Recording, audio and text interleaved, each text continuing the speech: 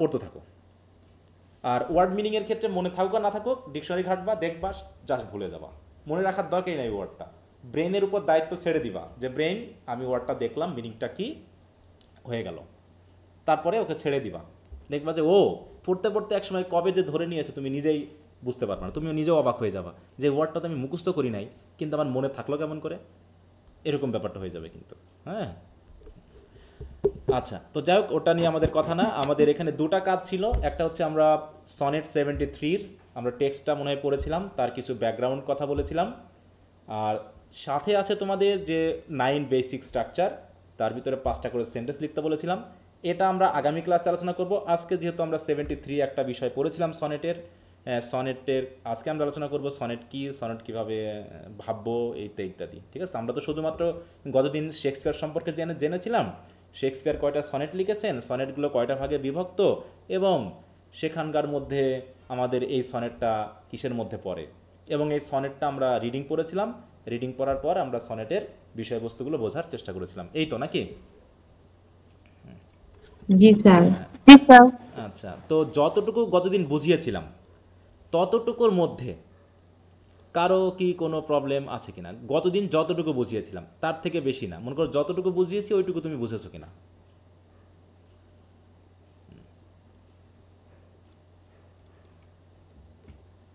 কি বুঝতে পেরেছো?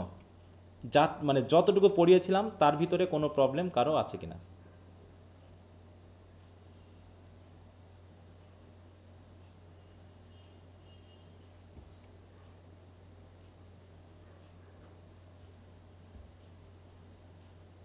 স্যার আপনি যা শিখাইছিলেন সেগুলোতে হ্যাঁ, যতটুকু গতদিন আলোচনা করা হয়েছিল, যতটুকু শেখানো হয়েছিল, ঠিক ততটুকুর ভিতরেই, তার থেকে বেশি। হুম, তবে তোমার নেটওয়ার্কের সমস্যা গো, কথা বোঝা যাচ্ছে না। যেগুলো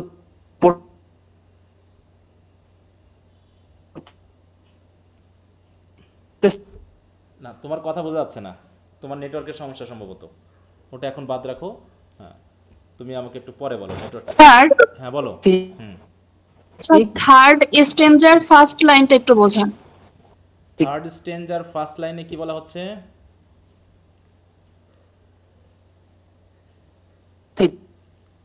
কেউ কথা বলতে যাচ্ছে, তার কথা তো আমরা শুনতে পাচ্ছি না।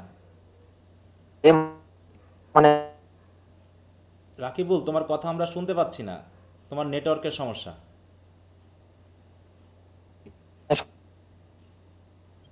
স্যার সবগুলার একবারে আপনি মিউট করে দেন, যে কথা বলতে চাবে সে হাত জাগাবে, পরে তারে আনমিউট হ্যাঁ, করবেন, তাহলে বেশি ভালো হবে।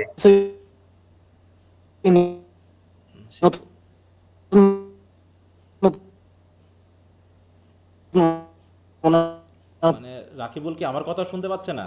তাহলে তো তার বোঝা উচিত যে আমি কথা বলে অযথা হচ্ছে। হ্যাঁ, তো মিউটও করা যায় না একে। হ্যাঁ, রিমুভ করে দিলে তো একদম রিমুভ হয়ে যাবে। আচ্ছা যাও।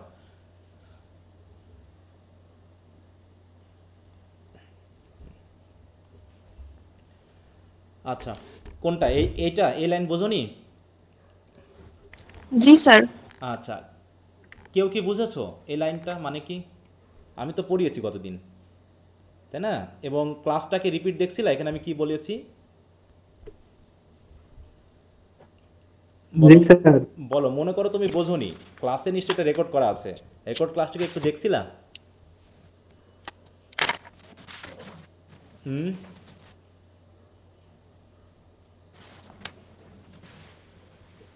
আচ্ছা, কেউ তো কথা বলছো না, কেউ একজন আমাকে বুঝিয়ে দাও এই দুটো লাইন, দেখি কে বুঝেছে।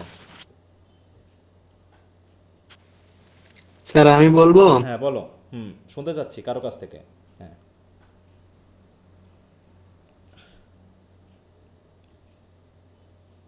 হ্যাঁ বলো, দ্রুত বলো, দ্রুত বলো, সময় নষ্ট করো না।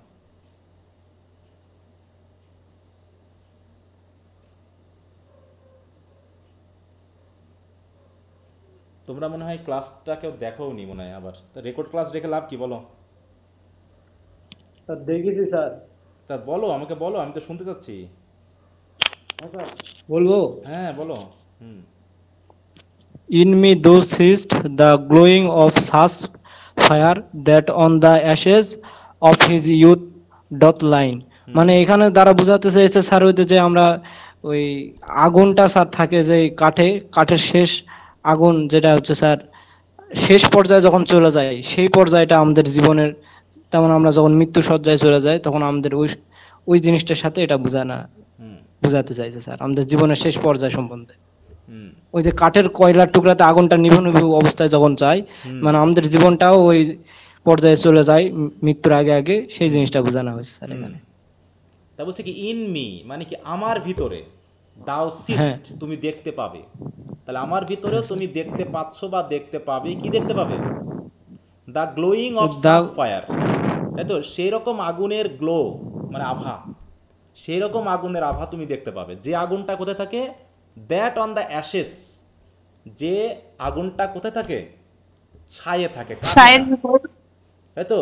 তাহলে আমি তো ভিডিও সহ মানে দেখাইনি, ছবি সহ দেখাইনি কোন আগুনকে বোঝাইছি, দেখাইছিলাম। জি স্যার। হ্যাঁ দেখাইছেন স্যার? হ্যাঁ, যে কাঠের কয়লা। একটু ক্লাসগুলো রেকর্ড দেখবা, যেহেতু তুমি আসো 3 দিন পরে আমাকে জিজ্ঞাসা করেছো, অথচ তুমি এটা কিন্তু আগে বুঝে যেতে পারতা যদি রেকর্ড ক্লাসটা দেখতা। হ্যাঁ, কার সমস্যা এটা বলো তো? এখানে কার সমস্যা ছিল? স্যার আমার। হ্যাঁ, তুমি কি পরবর্তী ভিডিওটা দেখছিলা না দেখোনি? স্যার একটু দেখছিলাম, মানে একবার আর কি দেখছিলাম পুরাটা। কিন্তু তুমি যেখানে বোঝনি ওই জায়গাটা কেন বোঝনি সেটা কি বুঝেছো?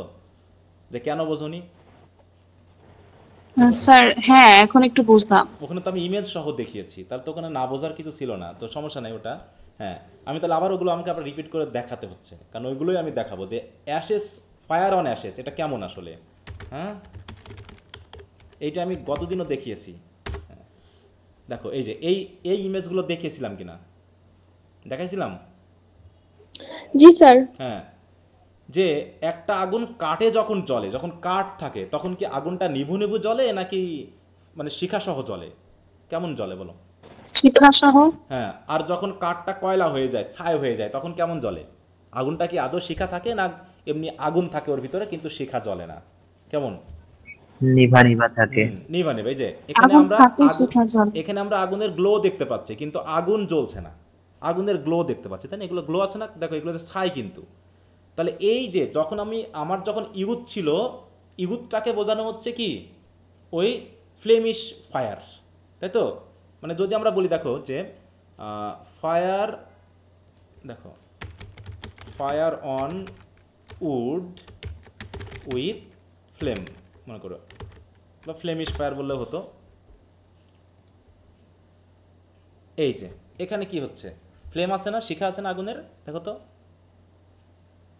শিখা আছে, তাই তো? আগুন জ্বলছে। হ্যাঁ, এটাতে আগুন জ্বলছে। আর কবি যে কথাটা বলতে পারছে সেটা কি আগুন জ্বলাটা বোঝাচ্ছে নাকি এই ছায়ের আগুনটা বোঝাচ্ছে? কোনটা? ছায়ের আগুন। হ্যাঁ, ছায়ের ছায়ের আগুন। আগুন। মানে অলরেডি কবি বলতে চাচ্ছে যে তুমি যদি আমার দিকে তাকাও, তাহলে ওই যে আমার ইউতে, আমি যখন ইয়ং ছিলাম, ইয়ংয়ের সময় যে ফায়ারটা ছিল সেই ফায়ারটা এখন অ্যাশের ভিতরে আছে। মানে আমার ওই যৌবনের যে মানে আগুন, না, যৌবনের যে প্রভাব, যৌবনের যে শক্তি, আগ্রহ, প্রভাব, হ্যাঁ, সেইগুলো এখন কি আছে কবির না নেই বোঝাচ্ছে? নেই নেই। হ্যাঁ, এখন আর নেই বোঝাচ্ছে। নেই। এখন আছে ফায়ার অ্যাশে, এখন ছায়ে আছে, কাঠে নেই। কি কথা বুঝতে পেরেছো? জি স্যার। কারণ কি? কারণ আমি এখন ডেথ বেডে আছি, as death bed, as the death bed. হ্যাঁ, হোয়ার অন ইট মাস্ট এক্সপায়ার। যে ডেথ বেডে যেমন এই যে কি ছায়ের এটা মনে করো যে আগুনের এখন যে অবস্থায় আগুনটা আছে, মনে করো এই যে ছাই সহ যে আগুনটা আছে, এই আগুনটা কি আর শিখা সহ জ্বলবে এই অবস্থায় যদি থাকে? মূলত জ্বলার কোনো সম্ভব না। আছে? না। ঠিক একইভাবে তোমার মনে করো বয়স হয়ে গেছে 70-80, তুমি এখন খাটের উপরে শুয়ে পড়েছো মুমূর্ষ, আবার পুনরায় কি তোমার ইউথ ফিরে আসার কোনো সম্ভাবনা আছে? না স্যার। বরং এই অবস্থায় কাঠে এই যে ছায়ের ভিতরে আগুনটা আস্তে আস্তে আস্তে আস্তে শেষ হয়ে যাবে। ঠিক একইভাবে মৃত্যুশয্যায় শুয়ে শুয়ে আমার ভিতরের যে আগুনটা ছিল সেটাও একসময় এক্সপায়ার হয়ে যাবে। তাই বুঝছে? As the death bed where on it must expire. তাহলে ছাইটা হচ্ছে একটা ডেথ বেড, তাই তো? যে ডেথ বেডে যতটুকু আগুন আছে সেই আগুনটাও একসময় এক্সপায়ার হয়ে যাবে। মানে এক্সপায়ার হয়ে যাওয়া মানে কি শেষ হয়ে যাওয়া। কারণটা কি?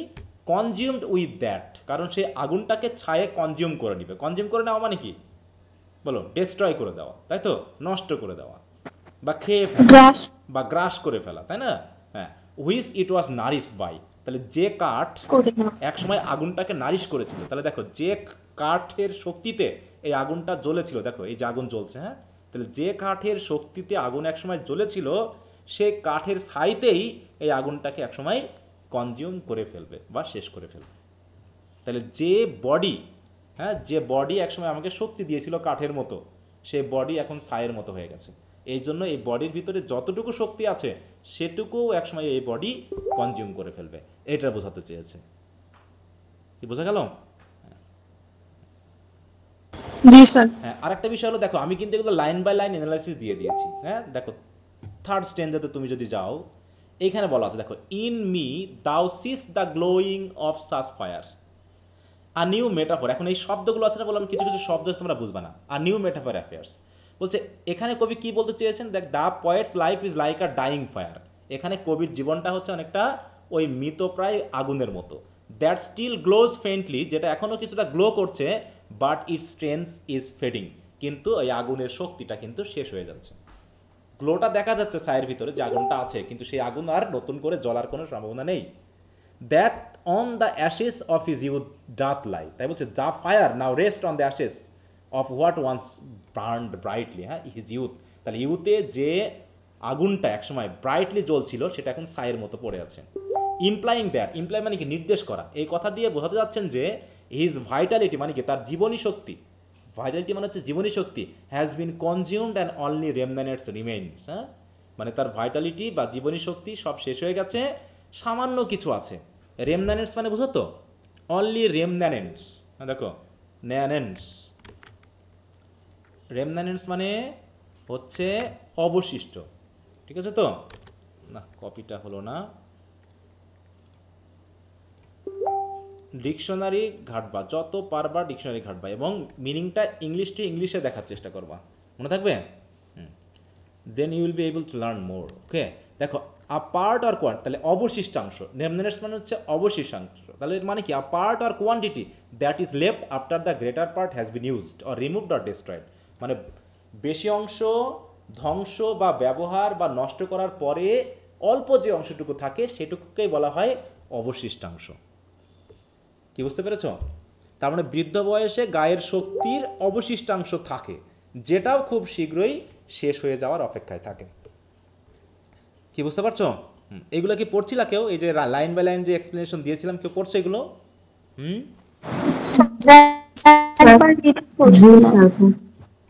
একজন বলো, আমি কারো কথা বুঝতে পারি নাই। হ্যাঁ, একজন বলো তো। মানে সবগুলাই নতুন নতুন ওয়ার্ড, তো এই জন্য একটু বুঝতে অনেক কষ্ট হচ্ছে। বুঝতে তো হবে, তুমি যদি ঠিকমতো আগেও কিছু সব পেরে যেত, তুমি যদি আগেও সব পেরে যেত তাহলে আর পড়া লাগতো না। তুমি তো ইংলিশ পারোই, তাহলে তুমি তো ইংরেজি শেখার জন্য এসেছো। এই জন্য তো তোমাকে পড়তেই তো শিখতে হবে। তুমি মানে শিখে তারপরে পড়তে আসবা, এটা কি কখনো হবে যে তুমি আগে শিখে নিবা তারপরে পড়তে আসবা? এরকম কখনো হবে? না স্যার। হ্যাঁ, তাহলে তোমাকে পড়তে পড়তে শিখতে হবে। এই যে প্রত্যেকটা লাইনে আছে এক্সপায়ার মানে কি? দেখো the ashes are like are death bed, ওই যে বললাম, দেখো ashes are like are death bed, তার মানে অ্যাশকে তিনি ডেথ বেডের সাথে তুলনা করলেন। On which the fire will eventually die, যে ডেথ বেডের উপরে বা যে অ্যাশেসের উপরে আগুনগুলো একসময় শেষ হয়ে যাবে। ইভেনচুয়ালি মানে কি? পর্যায়ক্রমে, ধারাবাহিকভাবে, এক সময়ে। Showing how life carries within itself the condition of its own end, মানে জীবনের মধ্যেই এই অবস্থাটা থাকে যে জীবন নিজেই একসময় জীবনকে শেষ করে দিবে। তাই বলছে showing how life carries within itself, মানে জীবন তার নিজের ভিতরে একটা কন্ডিশনকে বয়ে নিয়ে বেড়ায়, যে কন্ডিশনটা একসময় তার নিজের মধ্যেই শেষ হয়ে যাবে। আমাদের জীবন কি বাইরে থেকে শেষ হয়, নাকি জীবন জীবনের সাথে লড়েই জীবন শেষ হয়ে যায়? কোনটা বলো তো? জীবন জীবনের সাথে লড়াই শেষ হয়ে যায়। যদি বেঁচে থাকে, আর অ্যাক্সিডেন্ট হলো তো সেটা বাইরে থেকে শেষ হয়ে যায়। যদি ইয়ং অবস্থায় মারা যায় অ্যাক্সিডেন্টে, সুইসাইড করে, তাহলে তো আমরা জোর করে বাইরে থেকে শেষ করলাম। কিন্তু বয়সের ভারে যেটা মারা যায় সেটা আসলে নিজের জীবন নিজেই শেষ করে দেয়। দেখো কনজিউমড মানে কি? Consumed with that which it was nourished by. দেখো the fire of life feeds on the very fuel that also destroys it. Fuel মানে কি? জ্বালানি। তাহলে যে ফায়ার একসময় যে জ্বালানি দিয়ে জ্বলছিল, সেই জ্বালানি আবার ফায়ারকে নষ্ট করে দিচ্ছে। কারণ কি? ওই জ্বালানির ভিতরে আগুন জ্বালানোর সে শক্তিটা নেই। Just as time both sustains and consume human existence. ঠিক একইভাবে টাইমও কি করে, টাইম আমাদেরকে টিকিয়ে রাখে, আবার সেই টাইমই আমাদেরকে একসময় কনজিউম করে ফেলে। কারণ কি, আমরা বডি এবং টাইমের সাথেই চলছি। তাহলে যে বডি এবং টাইম আমাকে শক্তি দিচ্ছে, সেই বডি এবং টাইমই আমাকে আবার একসময় কনজিউম করে ফেলতেছে। তার মানে কি, প্রাকৃতিক ব্যাপারগুলোকে তিনি ব্যবহার করে আসলে আমাদের জীবনটাকেই তো বোঝালেন নাকি? তাহলে এখানে কবির উদ্দেশ্য কী ছিল? শুধুমাত্র এই উদাহরণগুলো বোঝানো, নাকি জীবনের এই ব্যাপারটাকে বোঝানো, যে এইজিং ব্যাপারটাকে বোঝানো? হলো তো?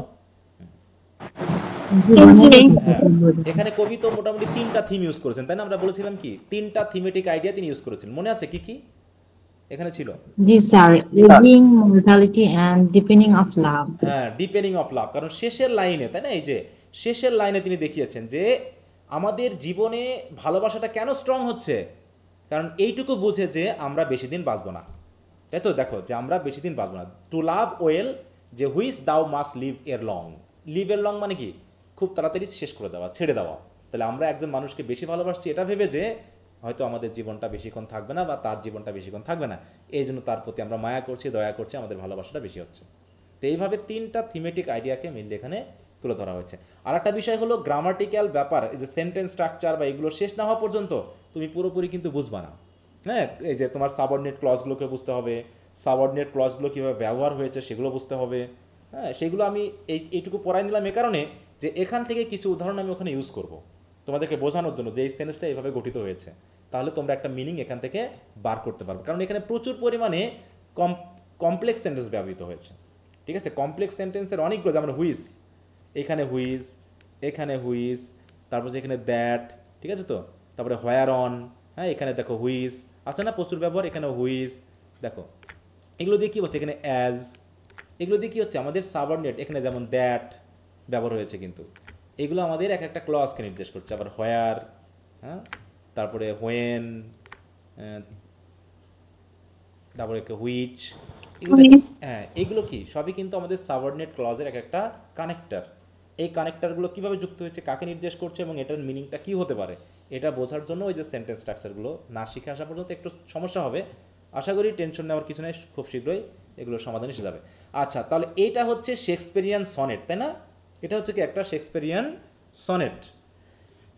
এখন আমরা আজকে এই যে দেখো স্টেনজা ওয়াইজ সামারি আমি দিয়েছিলাম, এগুলো কি পড়তে পেরেছিলাম বলো তো সবাই? মনে হয় এখনো পড়তে শুরু করনি নাকি এটা? না স্যার, পড়তে পারিনি ওগুলা। আমি আগামী দিন স্যার, আবার করতে পারিনি পুরোটা। আচ্ছা, সমস্যা নেই, আমি আবার এটার কাজ দিয়ে দিব, কারণ একই কথা যখন তুমি বারবার পড়বে না, দেখবা যে হয়ে যাবে এক সময়। তাহলে এর ভিতরে কিছু টার্ম আছে, যে টার্মগুলো আমরা এখন একটু পড়বো। প্রথমে আমরা আসি স্ট্রাকচার এবং ফর্মে। হ্যাঁ, এই জায়গাতে দেখো সনেট নিয়ে আমরা একটু আলোচনা করবো আজকে। হ্যাঁ,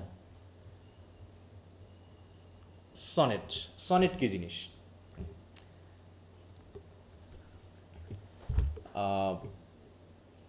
আমরা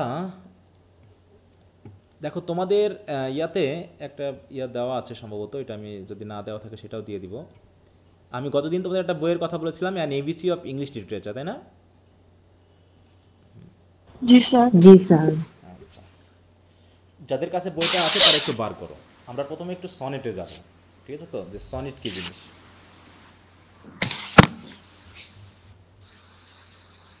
সনেট হচ্ছে 74 পেজ, 74।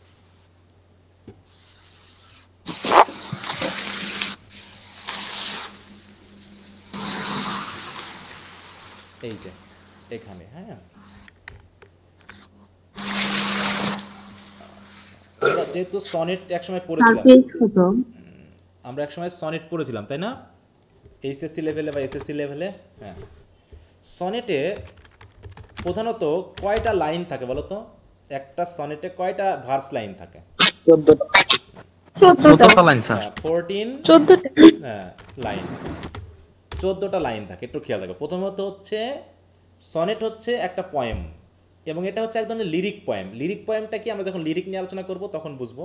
ধরে রাখো এটা একটা লিরিক পয়েম, যেহেতু আমরা এটা জাস্ট এক্সাম্পল হিসেবে পড়তেছি এটা। তাহলে এটা একটা লিরিক পয়েম অফ 14 লাইন্স। প্রথমে দেখো আমরা বললাম 14 লাইন্স, ভালো কথা। এখানে আরও দুটো শব্দ আছে, এটা হচ্ছে আয়াম্বিক পেন্টামিটার। এগুলো আবার কি জিনিস? যে আয়াম্বিক আবার কী জিনিস, পেন্টামিটার আবার কী জিনিস। তাহলে তার আগে আমরা কয়েকটি ওয়ার্ড একটু ডিকশনারিতে দেখে আসি।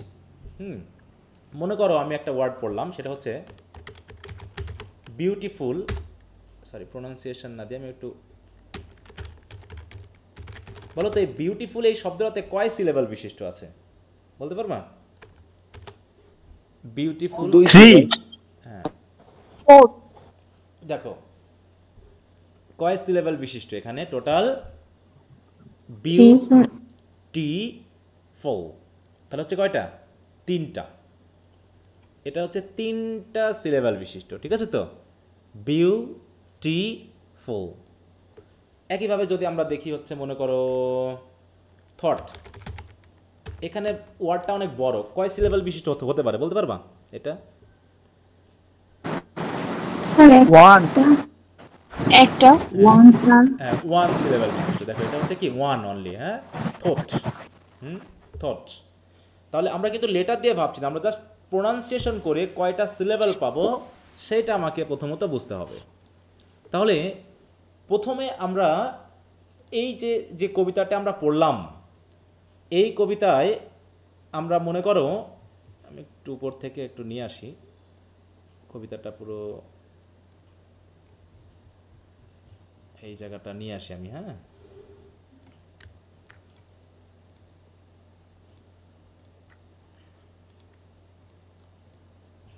দেখো এখানে টোটাল আমাদের লাইন আছে 3 4 12, কারণ এখানে 4টা করে লাইন এবং প্রত্যেকটা 3টা মোটামুটি 4 লাইন বিশিষ্ট স্টেঞ্জা আছে, আর শেষে দুটো, তাহলে হচ্ছে 14 লাইন। এবার একটা ব্যাপার হলো, প্রথমে আসি, দেখো পেন্টামিটার শব্দটা আসি। পেন্টামিটার, পেন্টা মানে জানো তো কত? পেন্টা বলতে কি বোঝায়? 5। আচ্ছা, তাহলে আমরা একটু মিটারে আসি আগে। হ্যাঁ, দেখো মিটারটা কোন জায়গায় আছে, কত পেজে? এই পিডিএফে একটু পেজ উল্টাপাল্টা করতে সমস্যা, পেজে ঘুরতে সমস্যা। মিটার বা মেজার এটা কত পেজে আছে তোমরা একটু দেখতে যদি চাও চলে যাও। এই 49 পেজ 49 পেজে। 49, তাই তো? মিটার এই যে 49 পেজ, তাহলে ওটা পেলাম 74, আর এটা হচ্ছে মানে এক একটা জায়গায় একটা আমাকে খুঁজতে হবে।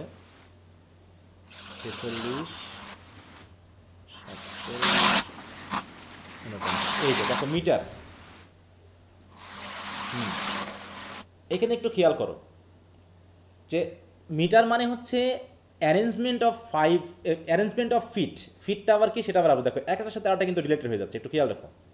আমরা ছিলাম কোন জায়গায়? দেখো অ্যারেঞ্জমেন্ট অফ ফিট। ফিটটা কি জিনিস?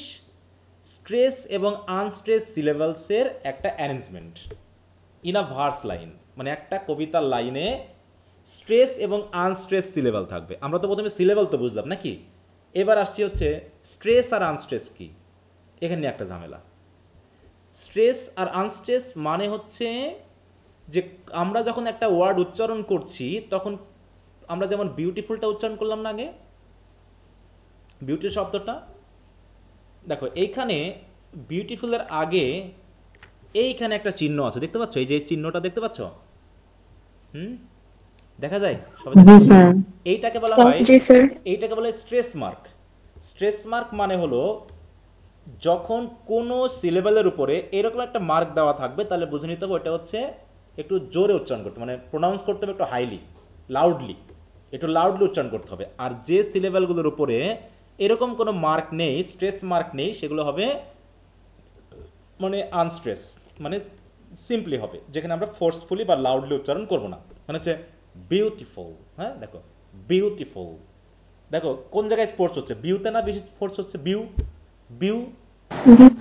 এরকম স্ট্রেস মার্ক হচ্ছে যে সিলেবেলগুলোর উপরে আমরা ফোর্স দিব, যেগুলোকে আমরা লাউডলি উচ্চারণ করব, সেগুলোকে আমরা বলবো হচ্ছে স্ট্রেসড।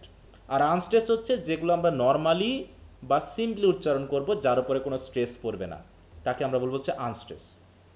তার মানে আমরা ফুট বা ফিট, ফুট এরিয়া হচ্ছে ফিট, তাহলে যে সকল ফিটে এরকম দুটা করে সিলেবল থাকবে, দুটা করে হোক, তিনটা করে হোক, সমস্যা না, কিন্তু একটা অ্যারেঞ্জমেন্ট থাকবে, যে অ্যারেঞ্জমেন্টটাকে আমরা বলছি ফিট। এবং এই ফিট একটা ভার্স লাইনে কতগুলো থাকবে, তাহলে একটা ভার্স লাইনে কতগুলো ফিট থাকবে সেইটার হিসাব হচ্ছে মিটার। বুঝতে পারছো? তাহলে এই স্ট্রেস, মনে করো একটা আমি একটু বলি, এখানে একটা উদাহরণ দিয়ে দিই। এই জায়গাতে মনে করো আমি এটাকে বললাম, এটাকে আমরা কয়টা সিলেবেলে ভাগ করতে পারি বলো তো? দ্যাট টাইম, তাহলে একটা সিলেবেল না, দ্যাট টাইম অফ ইয়ার দাও মেস্ট ইন মি বিহোল্ডে কয়টা হবে বলো তো? দুইটা। দুইটা। তাহলে আমি এটা ভাগ করে ফেললাম বিহোল্ড। তাহলে হচ্ছে টোটাল কয়টা হলো? 1 2 3 4 5 6 7 8 9 10। তো মিউট রাখো। হ্যাঁ, এইবার এইটাকে যদি আমি এখন দুটা করে সিলেবেল নিই, ঠিক আছে তো? দুটা করে সিলেবেল নিয়ে আমি ভাগ করে ফেললাম, মনে করো এখানে আমি এভাবে করে ভাগ করে ফেলছি, ঠিক আছে? তাহলে কয়টা ভাগ হলো টোটাল এখানে দেখো তো, কয়টা অংশ হলো? পাঁচটা। তাহলে একটা, দুইটা, তিনটা, চারটা, পাঁচটা। এখন এইখানে একটা জিনিস খেয়াল করো, যেগুলোতে আমাদের বিশেষ করে সনেটের ক্ষেত্রে এখানে একটা শব্দ বলা হয়েছে। সনেটের ক্ষেত্রে কি বলা হয়েছিল বলো তো? কয়টা মিটার থাকবে? পেন্টামিটার, তাই না? পেন্টা বলা হয়েছিল না? হ্যাঁ, পেন্টামিটার। তাহলে এখানে দেখো পেন্টামিটার মানে কয়টা থাকবে? দেখো, a line containing 5 feet is called pentameter. তাহলে যে লাইনে একটা মিটার ফুট থাকবে তাকে বলা হবে কি? মনোমিটার। যে লাইনে দুটা ফিট থাকবে তাকে বলা হবে কি? ডায়ামিটার। যেখানে তিনটা ফিট থাকবে সেখানে বলা হবে ট্রাইমিটার। যেখানে চারটা থাকবে সেখানে বলা হবে টেট্রামিটার। যেখানে পাঁচটা থাকবে সেখানে হবে পেন্টামিটার। এইভাবে 6টা থাকলে হেক্সা, 7 থাকলে হেপ্টা, 8 থাকলে অক্টামিটার। তাহলে সনেটে কয়টা মিটার থাকবে বলো তো? সনেটে কিন্তু ভাগ করে বলা হয়েছে।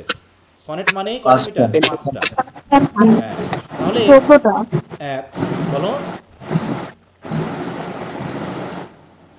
সনেট মানে তো 14টা লাইন হবে। ওহো, আমি তো তোমাকে লাইন বলি নাই, আমি বলেছি লাইনের ভিতরে ফিট কয়টা থাকবে। স্যার 5টা থাকবে। আমি তো সেটাই বললাম। পাঁচটা। আমি তো লাইন বলি নাই, আমি বলছি একটা, আমি তো এটাই পড়ালাম এখানে, তাই না? এখানে কি বলা হয়েছে? একটা ভার্স লাইনে কয়টা ফিট থাকবে সেটার কথা বলা হয়েছে, কয়টা লাইন থাকবে সেটা বলা হয়নি সনেটে। আমরা তো জেনেই গেছি যে সনেটে কয়টা লাইন থাকে বলো? 14টা। হ্যাঁ, তা আমি তো এইভাবে ধীরে ধীরে যাচ্ছি, আমি ধীরে ধীরে যাচ্ছি যে সনেটে লাইন থাকে কয়টা? 14টা লাইন থাকে। তাহলে প্রতিটা লাইনে কয়টা করে ইয়া থাকবে, মিটার থাকবে? 5টা। তাহলে আমি লিখলাম হচ্ছে পেন্টামিটার, তাই তো? তাহলে 14টা পেন্টামিটার লাইন। তাহলে পেন্টাটা বুঝতে পেরেছো নাকি? পেন্টামিটার বুঝতে পারছো তো? হ্যাঁ, যে একটা লাইনে এরকম কয়টা থাকবে? 10টা সিলেবেল থাকবে। এটা খেয়াল রাখো, 10টা সিলেবেল থাকবে। এবং 10টা সিলেবেলকে আমরা প্রত্যেকটা ঘরে ঘরে 2টা করে সিলেবেল ধরবো, ধরে টোটাল আমরা 5টা এরকম ফিট তৈরি করব। তাহলে প্রত্যেকটা, দেখো তো, প্রত্যেকটা এই ঘরকে আমরা কি বলছি? ফুট না বলো তো? এটা একটা ফুট, এটা একটা ফুট, এটা একটা ফুট, এটা একটা ফুট এবং এটা একটা ফুট। তাহলে টোটাল কয়টা ফুট হলো এই জায়গায়? 5টা ফুট। তাহলে এখানে হচ্ছে কি 5 ফিট, 5 ফিট। তাহলে 5 ফিটকে আমরা কি নামে চিনি বলো? পেন্টামিটার। পেন্টামিটার নামে চিনি। এই তাহলে হলো 14 লাইনের 14টি এরকম পেন্টামিটারে আছে, মনে থাকবে? এই প্রত্যেকটা লাইনে দেখো তুমি পাবা, একটু ভ্যারিয়েশন থাকতে পারে, কিন্তু প্রত্যেকটা লাইনে তুমি এরকম 5টা করে ফিট পাবা, ঠিক তো? এবার আরেকটা শব্দ আছে, সেটা হলো আয়াম্বিক। আছে না এই জায়গায় আয়াম্বিক, যখন আমরা সনেটে গেলাম। এখন এটা বোঝার জন্য আমাদের চলে যেতে হবে ফিটে। ফিট কত পেজে আছে আমাকে একজন বলো? ফিট বা ফুট? ফিট তো থাকবে না, ফুট থাকবে সিঙ্গুলার? 35 পেজ। হ্যাঁ, 35। হ্যাঁ, 35। হ্যাঁ, 35 পেজ। ওখানে চলে যাও এবার।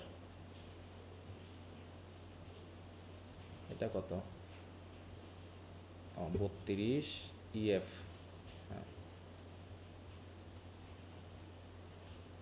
এই যে আমরা চলে আসছি এবার ফুটে। খেয়াল করো, ফুট মানে হলো একটা ইউনিট। ফুট মানে কি একটা ইউনিট। কোথাকার ইউনিট? দেখো, আ ইউনিট কোথাকার unit? In a verse line. তাহলে ভার্স লাইনের এক একটা ইউনিটকে আমরা বলছি কি? ফুট। যেমন এখানে আমরা বলছিলাম, তাই না? এখানে এটা একটা ফুট, তারপরে এটা একটা ফুট, তারপরে এটা একটা ফুট, তারপরে এটা একটা ফুট, তারপরে এটা একটা ফুট। এই টোটাল হচ্ছে আমাদের 5টা ফুট আছে পেনটায়। এখন এই ফুটগুলোর মধ্যে আবার নামকরণ আছে, ঠিক আছে? তাহলে দেখো, a unit of 2 or more, 2 or more, তাহলে মিনিমাম ফুটের ভিতরে কয়টা করে ইয়া থাকবে, সিলেবল থাকবে বলো তো? দুইটা। 2 or more stressed and unstressed syllables. তাহলে স্ট্রেস এবং আনস্ট্রেসড সিলেবল, ঠিক আছে তো? তাহলে দেখো এখানে কয়টা আছে? এই যে দেখো এখানে কয়টা ফুট আছে টোটাল? না, ফুট আছে কয়টা এখানে টোটাল এই লাইনে? 5টা। এবং প্রত্যেকটা ফুটের ভিতরে কয়টা করে সিলেবল আছে? 2টা করে। এবং এবার খেয়াল করো, প্রথম এই যে এই চিহ্নটা আছে না তারার ইয়া চাঁদের মতো, তাই তো? অর্ধচন্দ্রের মতো, এটাকে বলা হয় আনস্ট্রেস চিহ্ন। কি চিহ্ন বলা হয় এটাকে? Unstress mark. আর এইটাকে বলা হয় স্ট্রেস মার্ক। কি বলা হয় এটাকে? Stress mark. তাহলে প্রত্যেকটা ফুটেই কি ঘটেছে? প্রথমটা হচ্ছে আনস্ট্রেস, পরেরটা স্ট্রেস। আগেরটা আনস্ট্রেস, পরেরটা স্ট্রেস। দেখো, unstress stress, unstress stress, unstress stress, এইভাবে দেখানো হয়েছে, ঠিক আছে তো? তার মানে এই প্রত্যেকটা ফুটের নাম হচ্ছে কি? আমি জানি না এখন, কারণ 2টা করে আমরা এখন জানবো। তাহলে ফুট বোঝা গেল তো? ফুট হচ্ছে এক একটা ইউনিট, এবং এই ইউনিটের ভিতরে মিনিমাম 2টা বা ততোধিক সিলেবল থাকতে পারে। তবে সনেটে তাহলে কয়টা করে থাকবে বলো তো? সনেটে তাহলে একটা ফুটের ভিতরে কয়টা করে সিলেবল থাকবে? 2টা করে। 2টা, তার থেকে বেশি। হ্যাঁ, না তার থেকে বেশি না, 2টা করেই থাকবে। সনেটে 2টা করে থাকবে, ঠিক আছে তো? কেন থাকবে সেটা আমরা পরে বলছি। এবার একটু খেয়াল করো, বলছে in this line there are 5 feet is consisting of an unstress syllable followed by a stress syllable. তাহলে কি? প্রত্যেকটার প্রথমটা হচ্ছে আনস্ট্রেস, পরেরটা হচ্ছে স্ট্রেস, এইভাবে প্রত্যেকটা ফিটে। In English the following are principal feet. ইংলিশে এইভাবে ফিটের নামকরণ করা হয়। প্রথমটা মনে করো হচ্ছে আয়াম্ব অথবা আয়াম্বাস, প্রথমটাই খেয়াল করো। আর এর অ্যাডজেক্টিভ ফর্ম হচ্ছে আয়াম্বিক। তাহলে আয়াম্ব আর আয়াম্বাস এগুলো হচ্ছে নাউন, এগুলো গ্রিক শব্দ, এবং এর অ্যাডজেক্টিভ ফর্ম হচ্ছে আয়াম্বিক। আয়াম্বিক মানে হচ্ছে ফুটের ভিতরে 2টা করে সিলেবল থাকবে। ফুটের ভিতরে কয়টা সিলেবল থাকবে বলো তো? 2টা করে সিলেবল থাকবে, এবং তাদের বৈশিষ্ট্য হবে কি? প্রথম সিলেবলটাতে হবে আনস্ট্রেস, আর পরের সিলেবলটা হবে কি? স্ট্রেস, ঠিক আছে তো? তাহলে সনেট বলেই দিচ্ছে যে আমার যে লাইনগুলো হবে সে লাইনে এরকম 5টা ফিট থাকবে, এবং প্রত্যেকটা ফিটে 2টা করে সিলেবল থাকবে। তার ভিতরে প্রথম সিলেবলটা হবে আনস্ট্রেস, পরের সিলেবলটা হবে কি? স্ট্রেস। বুঝা গেল? তাহলে আয়াম্বিক কি? আয়াম্বিক একটা ফুটের নাম যার ভিতরে 2টা সিলেবল থাকবে, এবং এই 2টা সিলেবলের মধ্যে প্রথম সিলেবল হবে আনস্ট্রেস, পরেরটা হবে স্ট্রেস। এই কথাটা কি ক্লিয়ার হয়েছে? Yes, sir. আমরা কি বাম পাশে শুধু আয়াম্বিক দিয়ে ডান পাশেরটুকু পড়বো? মানে বুঝলাম না।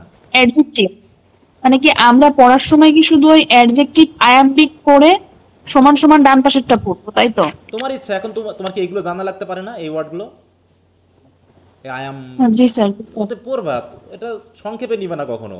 তুমি মনে করবা যে আমাকে শিখতে হবে, অতএব আমি তোমাকে বুঝাই দিচ্ছি, তুমি টার্মটা বুঝছো কিনা এইবার তুমি তোমার মতো করে এক্সপ্লোর করবা। হ্যাঁ, তুমি ইন্টারনেট থেকে জানো যে স্যার তো আয়াম্বিক বোঝালো, এটাকে আরও কিভাবে বোঝা যায়, আরও কী কী আলোচনা আছে এর ভিতরে, ঠিক আছে? এভাবে সংক্ষেপে নিবা না দয়া করে। ফার্স্ট ইয়ারে কোনো কিছুই সংক্ষেপে নিবা না। সংক্ষেপে যদি এখন নাও, তুমি কিন্তু সেকেন্ড ইয়ার থার্ড ইয়ারে উঠতে উঠতে তোমার কিন্তু পড়াশোনা শেষ হয়ে যাবে। মনে রাখবা যে প্রত্যেকটা কলেজে যদি 100 জন স্টুডেন্ট ভর্তি হয়, 4th ইয়ার পর্যন্ত পৌঁছায় কিন্তু 25 থেকে 30 জন। মনে থাকবে? এটা বুঝে নিও। কিন্তু সবাই কিন্তু ভর্তি হয়েছে ফার্স্ট ইয়ারেই, এবং যদি 100 জন ভর্তি হয় গড়ে, যদি আমি বলি, তাতে 4th ইয়ার পর্যন্ত যাবে কতজন বলো তো? 30%, 25 থেকে হ্যাঁ 30। 25 থেকে 30 বা তার থেকে একটু কম বেশি 5-10 জন, তাহলে কিন্তু এখানে 50% স্টুডেন্ট কিন্তু ঝরে যায়। কারণ কি, তারা প্রথমে মনে করে ওই পরে পড়া করবে, এত পড়া লাগে, এত কিছু, first year, second year, third year ও যেতে যেতে ঝরে যাবে, শেষ, কিচ্ছু করার নাই। ওই জন্য পড়াটাকে যত পারো এক্সপ্লোর করো, যত পারো পড়ো, সময় দাও, দেখবা যে ইংলিশ তোমার হয়ে গেছে। আচ্ছা যাও, ওগুলো আর বলছি না। তাহলে আয়াম্বিকের সেন্সটা তো বুঝতে পেরেছো নাকি? এরকম ফুটের কিছু নাম আছে, যেমন ট্রকি বা ট্রকেইক, এটাও 2 ফিট বিশিষ্ট, কিন্তু পার্থক্যটা কোথায় বলো তো? এই আয়াম্বিক এবং ট্রকেইকের মধ্যে পার্থক্যটা কি? স্যার আইএমপি-কে ফার্স্টে হচ্ছে আনস্ট্রেস, পরে হচ্ছে স্ট্রেস, আর ট্রকিকে হচ্ছে ফার্স্টে হচ্ছে স্ট্রেস, তারপরে হচ্ছে আনস্ট্রেস। হ্যাঁ, এই যে পার্থক্যটা। এবার হচ্ছে স্পন্ডি বা স্পন্ডেইক, এটা তো একই জিনিস, এখানেও দুটা করে আছে ফিট, এই সরি সি লেভেল, কিন্তু ঘটনাটা কি কি কি ঘটছে এখানে? দুইটাই আনস্ট্রেস, না, স্ট্রেস। এবার হচ্ছে ফিরিক, এটার নাম হচ্ছে ফিরিক, হ্যাঁ, এটাতে দুটাই কি আনস্ট্রেস। এবার দেখো 3টা সিলেবাল বিশিষ্ট ফুট আছে, 3টা সিলেবাল বিশিষ্ট ফুট আছে। প্রথমটার নাম হচ্ছে কি অ্যানাপেইস্ট আর অ্যানাপেইস্টিক, যার প্রথম দুটা হচ্ছে আনস্ট্রেস, শেষেরটা হচ্ছে স্ট্রেস। ঠিক উল্টায় গেলে এটাকে বলা হচ্ছে ড্যাকটাইল বা ড্যাকটাইলিক। উল্টায় গেলে দেখো প্রথমটা হচ্ছে স্ট্রেস, বাকি শেষের দুটো হচ্ছে আনস্ট্রেস। ব্যাকাস, প্রথমটা হচ্ছে আনস্ট্রেস, পরের দুটা স্ট্রেস। অ্যান্টিব্যাকাস উল্টা, প্রথম দুটা স্ট্রেস, পরেরটা আনস্ট্রেস। অ্যাম্ফিব্র্যাচ, দুই পাশে আনস্ট্রেস, মাঝখানেরটা স্ট্রেস। অ্যাম্ফিম্যাকার, তাই তো, দুই পাশে স্ট্রেস, মাঝখানেরটা আনস্ট্রেস। এরকমভাবে আরও নাম আছে, এত নাম তোমাদের মনে রাখার দরকার নেই, এই আয়াম্বিক মনে রাখলেই চলবে। কারণ তোমাদের যতগুলো কবিতা আছে, কবিতার ভিতরে মনে করো 99.99% এই আয়াম্বিক।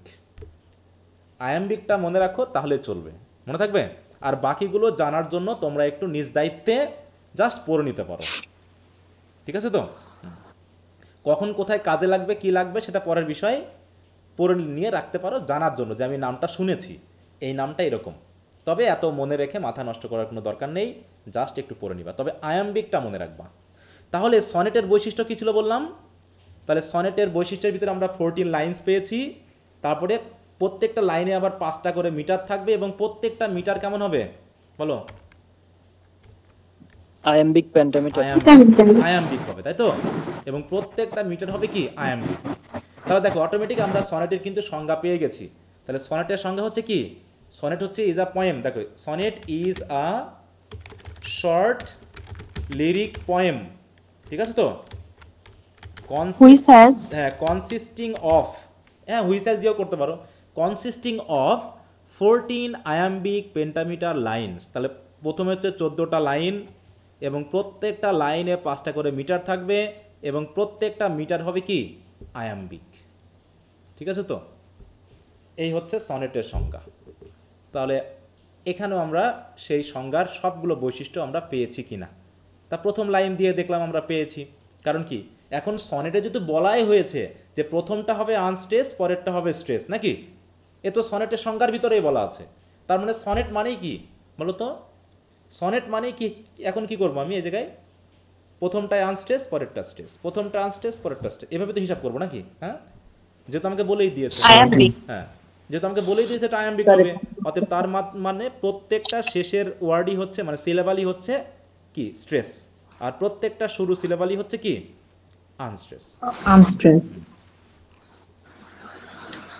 দেখো এইটুকুর মধ্যে কারো কোনো কিছু বুঝতে অসুবিধা আছে না? তাহলে আমি একটু নিচের দিকে যাই, যেখানে আমরা সনেট নিয়ে পড়ছিলাম। তাহলে সনেটের বৈশিষ্ট্যের সংজ্ঞার ভিতরে আমরা কিন্তু অনেক কিছু পেয়ে। তাহলে sonnet is a type of poem that, ইটালিতে জন্মেছে সেটা বললাম, ওটা তো আসবেই পরে। দেখো it consist of 14 lines typically written in iambic pentameter. হ্যাঁ, আ মিটার, পেন্টামিটার মানে আ মিটার হুইচ হ্যাজ, দেখো 5 pairs of unstress and stress syllables resulting in 10 syllables per line. তার মানে প্রত্যেকটা লাইনে কয়টা করে সিলেবাল থাকবে? 10টা, তাই তো? এই 10টাকে আমরা 2টা করে নিয়ে মোট 5টা পেয়ার বানাবো, তাই তো? এই 5টা পেয়ারকে একসাথে আমরা বলবো হচ্ছে পেন্টামিটার। এই বুঝতে পেরেছো? স্যার একটা কথা ছিল। বলো স্যার, ওই হচ্ছে ফিট আর হচ্ছে মিটারের জায়গায় একটু কনফিউজ লাগতেছে, ফিট আর মিটারটা। হ্যাঁ বলো। কি সমস্যা তোমার? মানে ফিটটা আর মিটারটা দুইটা একটু মানে কোনটা কি একটু আর একটু কম্প্যারিজনটা বুঝতে পারতেছি না। আচ্ছা, এই যে আমরা যে দুটা করে পেলাম, এটা এক একটা নাম কি? ফিট। ফিট, তাই তো? জি এবং জি। যখন আমরা পুরো লাইন হিসাবে হিসাব করব, তখন এই ফিটের নাম হয়ে যাবে মিটার। কথা বুঝতে পারছো? জি স্যার। আমরা তো এই জায়গায় পেনটা ফিট বলতে পারছি না, আমরা তখন বলছি কি পেনটা মিটার। মিটার। হ্যাঁ, তার মানে কি এটাও কি এক একটা মিটার না? ফিটই যা, মিটারও তো তাই নাকি? জি স্যার। হ্যাঁ, কিন্তু যখন স্ট্রেস আনস্ট্রেসের ব্যাপার আসবে, তখন কি আমরা মিটার বলবো না ফিট বলবো? ফিট। ফিট বলবো তখন, তাই না? যখন আমরা স্ট্রেস আনস্ট্রেস হিসাব করব, তখন আমরা বলবো ফিট। আর যখন আমরা ধরবো যে একটা লাইনে এরকম কয়টা অংশ আছে, তখন আমরা তাকে বলবো হচ্ছে মিটার। তখন আমাদের মাথায় থাকবে না ওটার আনস্ট্রেস না স্ট্রেস আছে, তখন আমাদের মাথায় থাকবে যে কয়টা এরকম ভাগ আছে, কয়টা ইউনিট আছে। তখন আমরা সেই ইউনিটের নাম বলতেছি মিটার। বুঝতে পেরেছো? তাহলে এখানে কয়টা ইউনিট আছে? টোটাল 5টা ইউনিট আছে। তাহলে 5টা ইউনিট মানেই এক একটা মিটার। এক একটা মিটারকে আমরা যেহেতু এখানে এই লাইনে 5টা পেয়েছি, তাই হয়ে গেল 5টা মিটার। মনে থাকবে? এবার এই প্রত্যেকটা মিটারকে যখন আমরা আবার স্ট্রেস আনস্ট্রেস দিয়ে হিসাব করব, তখন তার নাম হয়ে যাবে কি? বলো। ফিট। ফিট বা ফুট। জি স্যার। জি স্যার, বুঝতে পারছি। বুঝতে পেরেছো? হ্যাঁ, তাহলে যখন আমরা এখানে স্ট্রেস আনস্ট্রেস দিয়ে কথা বলবো, তখন আমি বলবো এটা কি আয়াম্বিক পেন, আয়াম্বিক কি না, নাকি ট্রকেই নাকি সেটা, তখন তো আর মিটারের নাম আসবে না। আসবে? বলো। তখন আর মিটার দিয়ে হিসাব করছি না আমরা। হ্যাঁ, ঠিক তো? জি স্যার। আচ্ছা, তাহলে সনেটের প্রধান বৈশিষ্ট্য হলো এইগুলো। আর আমরা তো সনেট কোথায় উৎপত্তি হয়েছে, ইংল্যান্ডে কবে আসলো, তাই তো? কারা কারা সনেট লিখলো, সেগুলো তো আমরা প্রথম দিন আলোচনা করেছিলাম না? হ্যাঁ, এখন বলা হচ্ছে যে এই পুরো ওয়ার্ল্ড লিটারেচারে, ইংলিশ লিটারেচারই বলো আর যাই বলো, ওয়ার্ল্ড লিটারেচারে কয় ধরনের সনেট আছে? বলা হচ্ছে সনেটের বিভিন্ন ভাগ আছে, অনেক ধরনের সনেট আছে, কিন্তু আমরা সনেট মডেল হিসাবে 2 ধরনের সনেটকে আমরা খেয়াল করব। ঠিক আছে তো? দেখো, the 2 most common are the Petrarchan or Italian sonnet and the Shakespearean or English sonnet. তাহলে ইংলিশ সনেটের আরেকটা নাম হচ্ছে কি শেক্সপিয়ারিয়ান সনেট, মানে শেক্সপিয়ারিয়ান সনেটগুলোকে আমরা ইংলিশ সনেট বলতেছি, আর পেট্রাকান সনেটগুলোকে আমরা ইটালিয়ান সনেট বলতেছি। তাহলে পেট্রাকান সনেট মানে হচ্ছে যেগুলো পেট্রাক নিজে লিখছেন, আর শেক্সপিয়ারিয়ান সনেট মানে যে শেক্সপিয়ার নিজে যেন লিখছেন, সেগুলো হচ্ছে শেক্সপিয়ারিয়ান সনেট। ঠিক আছে তো? এখন একটা ঘটনা আছে এর ভিতরে। হ্যাঁ, ঘটনাটা হলো এই 2 জন সনেট লিখছে এবং 2 জনের সনেটেই 14টা করে লাইন আছে, তাতে কোনো সমস্যা নেই, 14টা করে লাইন আছে, এবং প্রত্যেকটার লাইনে আবার 5টা করে মিটার আছে, এবং প্রত্যেকটা মিটার হচ্ছে আবার আয়াম্বিক। ঠিক আছে তো? মানে আয়াম্বিক ফুট। সেই হিসাবে এখানে ওই জায়গাটায় কোনো পার্থক্য নেই, মানে 14টা লাইন, আয়াম্বিক, পেন্টামিটার, এগুলোতে কোনো পার্থক্য নেই এই 2 সনেটের মধ্যে। কিন্তু পার্থক্য হলো স্টেঞ্জা ভাগের ক্ষেত্রে। কি ভাগ বললাম? বলো। স্টেঞ্জা, মনে থাকবে কথাটা? হ্যাঁ, স্টেঞ্জা কি জিনিস? স্টেঞ্জা হচ্ছে কবিতার এক একটা পার্টকে আমরা, যেমন আমরা গদ্য পড়তে গিয়ে প্যারাগ্রাফ বলি, ঠিক আছে তো? গদ্য পড়তে গিয়ে যেমন আমরা প্যারাগ্রাফ বলি, তেমনি আমরা কবিতা পড়তে গেলে কিসের কথা বলি? বলো। হ্যাঁ, স্টেঞ্জার কথা বলি। ঠিক আছে তো? এখন আমরা একটু স্টেঞ্জা দেখব যে স্টেঞ্জা কত ধরনের হয়। এখানে একটু খেয়াল করো। তাহলে স্টেঞ্জা হচ্ছে কি একটা কবিতার ইউনিট বা ভাগ। হ্যাঁ, এই যে দেখো এখানে দেওয়া আছে, কোনো স্টেঞ্জাতে 4টা লাইন থাকে, কোনো স্টেঞ্জাতে 5টা, কোনোটাতে 6টা, ইত্যাদি ইত্যাদি। এখন দেখো types of stanza pattern and names বলছে there are different types of stanza, they vary according to their number of lines, কত নাম্বার লাইন আছে, মানে কয়টা লাইন আছে, লেন্থ অফ লাইনস, লাইনগুলোর কি 5 সিলেবাল না কয়টা না 10টা ইত্যাদি, এবং তার রাইম স্কিম আছে। দেখো কতগুলো নাম তোমাকে শিখতে হচ্ছে অটোমেটিক। প্রথম 2-3 মাস শিখতে খুবই জটিলতা লাগবে, কারণ অনেক টার্ম আছে যেগুলো তোমাকে জানতে হবে, এবং একবারে জানলে কিন্তু হয়ে যাবে। এই যে আজকে যে টার্মগুলো শিখলাম আমি, মিটার, তারপর হচ্ছে ফুট বা ফিট, তাই না, পেন্টামিটার বা কি, এগুলো কি খুব জটিল জিনিস? বলো তো। এগুলো কি খুব জটিল? ইংরেজি স্যার ইজি আছে, বুঝতে পারলে ইজি। হ্যাঁ, মানে আমার নাম যে মিলন, এটা কি জানতে খুব জটিলতা লাগবে? বলো। না স্যার। আমি বলে দিলাম, তুমি জেনে গেলে। স্যার ব্যাপারটা ঠিক এরকম, মানে টার্মগুলো তেমনি এরকম, মানে আমি তোমাকে বুঝাই দিলাম, তুমি বুঝে গেলা। এখানে যে খুব মুখস্থ করে ফেলতে হবে, খুব ম্যাথমেটিক্যাল ক্যালকুলেশন আছে, সূত্র মুখস্থ করতে হবে, এরকম কিন্তু জটিলতা নেই। জাস্ট সিম্পল একটা বিষয় তোমাকে ধরিয়ে দিলাম, তুমি ধরে ফেললা। এবং যখন আমি ধরিয়ে দিলাম, তুমি আরেকটু ভালো করে বোঝার জন্য বইগুলোতে আরেকটু স্টাডি করবা। এই যে আমি দেখো এবিসি থেকে কিন্তু বুঝাই দিছি, এবং এবিসিটা আমি কিন্তু তোমাদের গ্রুপে দিয়েছি কিনা জানি না, আজকে দিয়ে দিব। আমি যে যে বিষয়গুলো বললাম তোমরা ওইগুলো আবার বাড়িতে একটু ভালো করে স্টাডি করো। তাহলে দেখেছো ওই টার্মগুলো তোমার মুখস্থ হয়ে গেল। অথবা এরপর যখন আমি ওই কথাগুলো বলবো তোমার আর বুঝতে অসুবিধা হবে না, তখন তুমি বুঝে যাবে অটোমেটিক। দেখো এখন নাম্বার অফ লাইন্স, কয়টা লাইন আছে একটা পার্টের ভিতরে, তাই না? লেন্থ অফ লাইন্স কতগুলো, পেন্টামিটার না হেক্টামিটার না কি, এবং রাইম স্কিম কি, রাইম স্কিম কি সেটা আসতেছি। In fact stanza differ by the following feature, এক একটা স্টেঞ্জা ফিচার হচ্ছে কতগুলো লাইন আছে, মিটার কেমন আছে, রাইম স্কিম কেমন আছে, এবং পয়েটদের নাম অনুসারে অনেক সময় স্টেঞ্জার নামকরণ করা হয়, যে কোন কবি কোন স্টেঞ্জা তার কবিতায় বেশি ইউজ করছে বা তিনি প্রথম আবিষ্কার করছেন, এরকম হলে পারে তার নাম অনুসারেও কিন্তু স্টেঞ্জা প্যাটার্ন হয়। এই জন্য এই জায়গাটা আমরা খেয়াল রাখি। তো দেখো এই জায়গায় যে আমরা কবিতাটা পড়েছি, এই কবিতায় কয়টা স্টেঞ্জা আছে বলো তো? এখানে কয়টা স্টেঞ্জা আছে? 4টা। কেউ যেন 3টা বললা। এখানে কয়টা আছে ভাগ? 4টা। 4টা ভাগ আছে। 4টা। 1টা 2টা 3টা 4টা। এখন লাইন কি সবারগুলো একই লাইন? না না স্যার, শেষেরটায় 2টা আছে, আর বাকি উপরের 3টায় 4টা করে আছে। ঠিক আছে তো? এবার আরেকটা আমি একটু কপি করে নিয়ে আসি অনলাইন থেকেই। মনে করো একটা কবিতা নিয়ে আসি, এটা তোমাদের এখন আর নাই, এটা গতবার ছিল।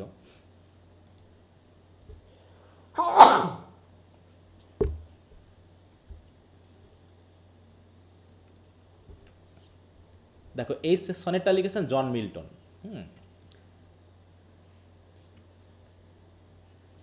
এই সনেটে আলাদা করে ভাগটা দেওয়া নেই।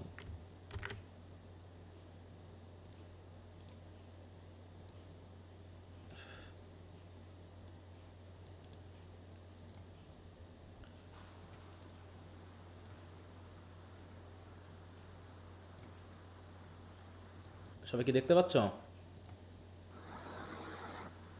জি স্যার। আচ্ছা, এটাকে একটু খেয়াল করো। দেখো এই সনেটের বেলাতে আমরা কিন্তু কোনো ভাগ পাচ্ছি না, একবারে দিয়ে রাখছে। হ্যাঁ, বরাবর দিয়ে রাখছে। এখানেও কিন্তু 14টা লাইন আছে। সনেট মানে কয়টা লাইন হবে বলো তো? সনেট মানেই 14টা লাইন। 14টা।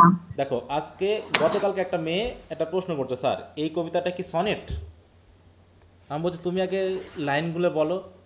বলতে স্যার এখানে 16টা লাইন আছে।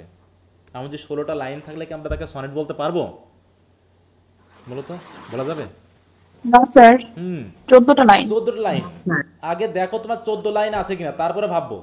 14 লাইন নাই মানে ওটা সনেট না। একদম পরে বাদ, একদম প্রথম বৈশিষ্ট্য হচ্ছে 14টা লাইন থাকতে হবে। তারপর লাইনের ভিতরে কি হবে সেটা পরের ব্যাপার। তো এখানে দেখো আছে কি 1টা 2টা 3টা 4টা 5টা 6টা 7টা 8টা 9টা 10টা 11টা 12টা 13টা 14টা আছে। ঠিক আছে, এখন এইখানে যেমন আমরা এরকম করে ভাগ করে পেয়েছিলাম, এখানে কিন্তু আমরা সেরকম ভাগ করে পাচ্ছি না। তবে এখানে একটা লাইন আছে যেখানে আমরা ভাগটা করতে পারি। এইটা এখন দেখো আমরা যদি এবার আমাদের শিটটাতে আসি, দেখো পেট্রাকান সনেটে আসো। বলছে পেট্রাকান সনেট, বলছে the Petrarchan sonnet is divided into 2 parts. তাহলে পেট্রাকান সনেটে কয়টা পার্ট থাকবে বলো তো? 2টা। একটা হচ্ছে অ্যান অক্টেভ, প্রথমটাকে বলা হয় অক্টেভ, যেখানে থাকবে কয়টা লাইন? 8টা লাইন। আর ফলোড বাই আ সেস্টেট, মানে তারপরে থাকবে হচ্ছে 6 লাইন। তাহলে 8 আর 6 14 লাইন। তার মানে প্রথম স্টেঞ্জা যেটা আমরা বলবো, প্রথম ভাগটা হচ্ছে একটা স্টেঞ্জা যেখানে থাকবে 8টা লাইন, তার নাম হবে অক্টেভ। আর পরের যে 6টা লাইন থাকবে তাকে আমরা বলবো হচ্ছে সেস্টেট, মানে 6 লাইন। স্যার এটা হচ্ছে সেই অষ্টক আর ষষ্ঠক বাংলার। অষ্টক আর শতক, ঠিক আছে তো? অষ্টক আর ষষ্ঠক, শতক, জি যেটা স্যার। তোমরা ওই যে মাইকেল মধুসূদন দত্তে পড়েছেন। মাইকেল মধুসূদন জি স্যার। দত্ত যে কবি মানে সনেটগুলো লিখছেন, উনি মেনলি পেট্রাকান সনেট মডেলে লিখছেন। ঠিক আছে তো? এইটা। এবং এর রাইম স্কিম হবে কি, দেখো অক্টেভের রাইম স্কিম হবে এ বি বি এ বা A B B A, or A B B A C D D C এরকম হতে পারে। আর rhyme scheme of the sestet মানে শেষের 6 লাইন একটু শুধু খেয়াল রাখবা যে আমরা কি বলতেছি এখানে। এগুলো হচ্ছে সূত্র। সেস্টেটে হবে সিডি সিডি সিডি অথবা সিডিই সিডিই। কেমন করে এগুলো হবে আমি সেটা পরে বোঝাচ্ছি। এবার হচ্ছে শেক্সপিয়ার সনেটে ইজ ডিভাইডেড ইন্টু 3 কোয়ার্ট্রেন্স। খেয়াল করো, শেক্সপিয়ারের সনেটটা ভাগ হচ্ছে 3 quatrain followed by a final couplet 2 line stanza. তার মানে কোয়ার্ট্রেন মানে কি 4 লাইন স্টেঞ্জা, তাই তো? কোয়ার্ট্রেন মানে হচ্ছে কি 4 লাইন স্টেঞ্জা, আর কাপলেট মানে কি 2 লাইন স্টেঞ্জা, ঠিক তো? জি স্যার। হ্যাঁ, তাহলে কোয়ার্ট্রেন, তাহলে শেক্সপিয়ার সনেটে কয়টা কোয়ার্ট্রেন আছে বলো তো? 3টা কোয়ার্ট্রেন আছে। হ্যাঁ 3টা, তাই না? এই জায়গায় যদি আমরা দেখি এখানে দেখো এই যে 1টা 2টা 3টা, তাহলে এই যে স্টেঞ্জাগুলো, এই যে 3-4টা লাইন বিশিষ্ট যে স্টেঞ্জা, এর প্রত্যেকটা স্টেঞ্জার নাম হচ্ছে কি কোয়ার্ট্রেন। কি বললাম? হ্যাঁ কোয়ার্ট্রেন, ঠিক আছে তো? তাহলে এটা হচ্ছে কোয়ার্ট্রেন নাম্বার 1, তাই না? তারপরে হচ্ছে কি কোয়ার্ট্রেন নাম্বার 2। এইটা ধরো আমি ধরলাম কোয়ার্ট্রেন নাম্বার 2, এটা হবে কোয়ার্ট্রেন নাম্বার 3, তাহলে এটা হলো 2, এটা হলো 3, আর এটাকে বলবো কি আমরা ফাইনাল কাপলেট। হ্যাঁ কাপলেট বলবো, জাস্ট কাপলেট। কাপলেট তাহলে কয়টা আছে? একটা। তাহলে কাপলেট মানে 2 লাইন বিশিষ্ট, আর কোয়ার্ট্রেন মানে 4 লাইন বিশিষ্ট, ঠিক আছে তো? এইবার এখানে আসি, দেখো আমরা যদি একটু দেখি, এইখানে আমরা যদি প্রথম 8 লাইন গুনি 1 2 3 4 5 6 7 8 এই জায়গায়, তাই না? তাহলে এই জায়গায় একটা ভাগ হওয়ার কথা, আর এটা হচ্ছে 1 2 3 4 5 6, এটা হচ্ছে কি সেস্টেট, আর এটুকু হচ্ছে কি অক্টেভ। তাহলে এইটা হলো আমরা বলছি কি অক্টেভ, আর এটাকে বলছি কি সেস্টেট। এখন এই জায়গাতে আলাদা কেন করেনি কবি? কারণ দেখো তো এই লাইনটা কি এখানে ফুল স্টপ পড়ে গেছে, এখানে কি শেষ হয়ে গেছে, নাকি এই লাইনের এই সেন্টেন্সের কিছু অংশ এখানে চলে এসেছে? দেখো তো, হ্যাঁ দেখো এইখানে ফুল স্টপ, তাই না? এখানে ফুল, তার মানে এই লাইনটা এখান থেকে শুরু হয়ে এইখানে গিয়ে শেষ হয়েছে। এই যে ফুল স্টপ কোথায়? এই জায়গায় গিয়ে শেষ হয়েছে না? তার মানে অক্টেভের লাইন, দেখো অক্টেভের একটা লাইন শুরু হয়ে সেটা সেস্টেটের ভিতরে ঢুকে গেছে। এই জন্য আমরা লাইন ব্রেক করতে পারছি না।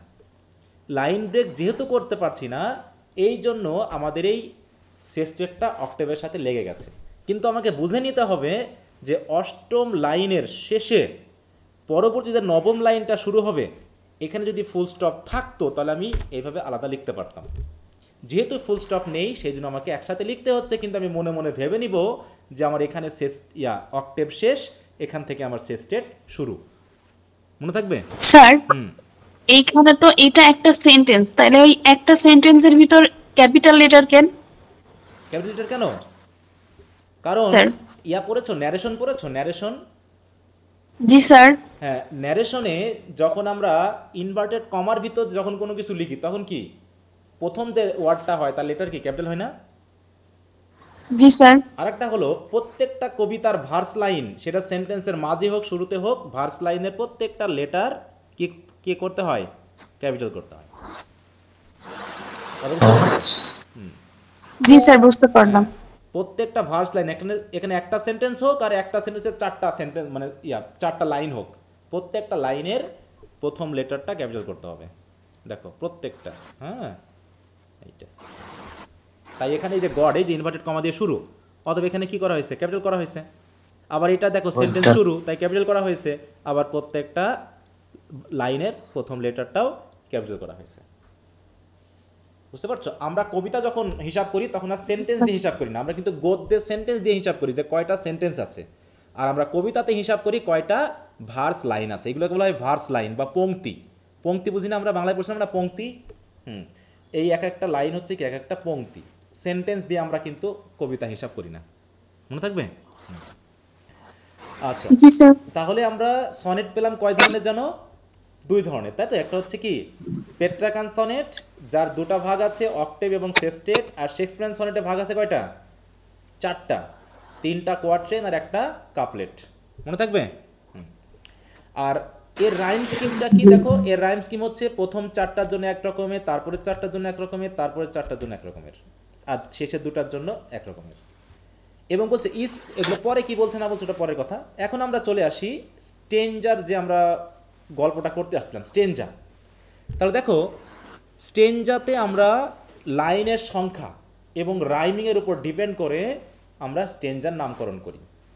দেখো মোনোস্টিচ, এটা হচ্ছে 1 লাইন স্টেঞ্জা। যে স্টেঞ্জাতে একটা লাইন থাকবে তাকে বলা হচ্ছে কি বলতো? মোনোস্টিচ। হ্যাঁ, মোনোস্টিচ, খেয়াল রেখো। তারপরে হচ্ছে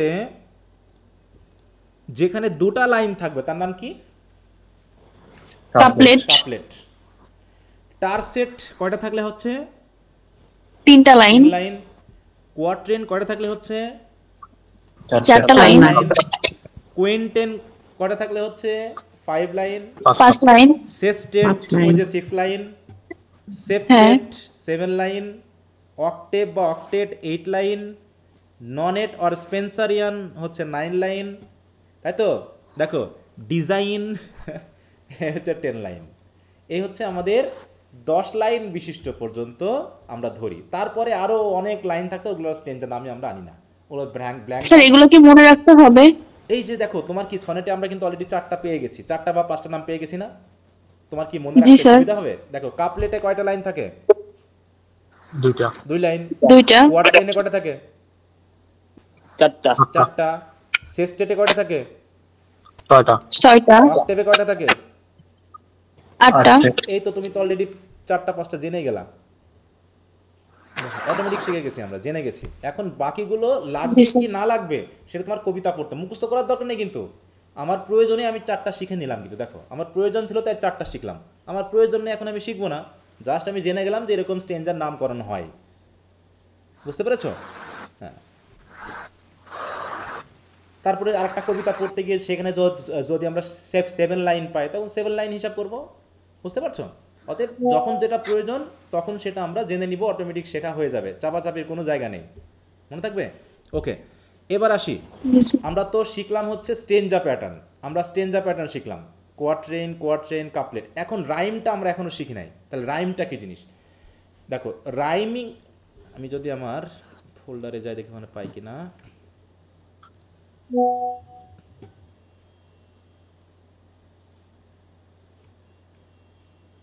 আচ্ছা, সিলেবেল নিয়ে আমরা কথা বলবো, সিলেবেলেরও ভাগ আছে।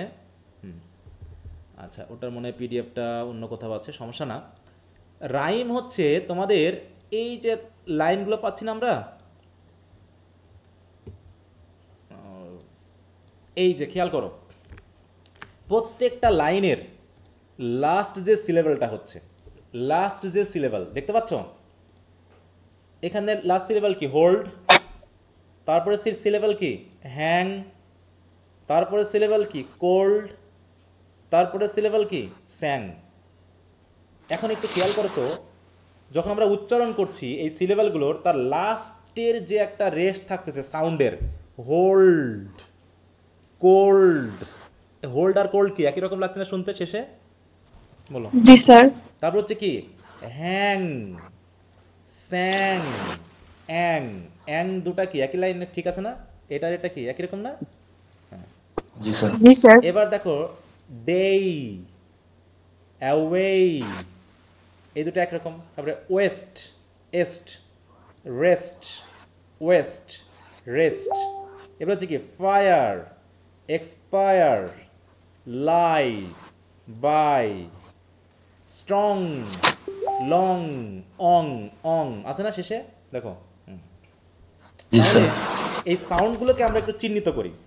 প্রথম সাউন্ডটা হোল্ডকে আমরা ওল্ড তাই এ দিলাম, হ্যাংকে আমরা দিলাম হচ্ছে অ্যাং, অ্যাংকে আমরা কি দিব? এ দিতে পারবো না? নতুন কিছু আসবে, নতুন কিছু, তাহলে বি দিলাম।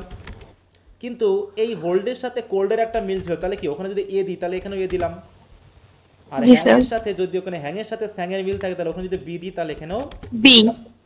এবার এগুলো আবার নতুন, এ বি তো দেওয়ার সুযোগ নাই, তাহলে এখানে দিলাম হচ্ছে সি। তাহলে এখানে ওয়েস্ট এটা তো নাই আগে, তাহলে এটা দিলাম ডি। ডের সাথে আওয়েই, তাহলে এখানে কি হবে? সি, ই সি, আবার ওয়েস্টের সাথে রেস্ট, এখানে কি দিব? ডি, এবার ফায়ারের সাথে তো আমাকে নতুন আনতে হচ্ছে, তাহলে ই, লাইটাও হ্যাঁ, আসতেছে হচ্ছে কি এফ, এফ, তাহলে এক্সপায়ারে আসে, তাহলে কি হবে? ই, বায়ের সাথে লাইয়ের মিল আছে তাই হলো এফ। এবার স্ট্রং এর সাথে যদি আমি ধরি হচ্ছে জি, তাহলে লং এর সাথে ধরবো কি? জি। জি এইবার এই যে আমার যে একটা সূত্র তৈরি হলো, এই সূত্র যদি আমি এখন পাশাপাশি লিখি তাহলে কি কি দাঁড়ায়?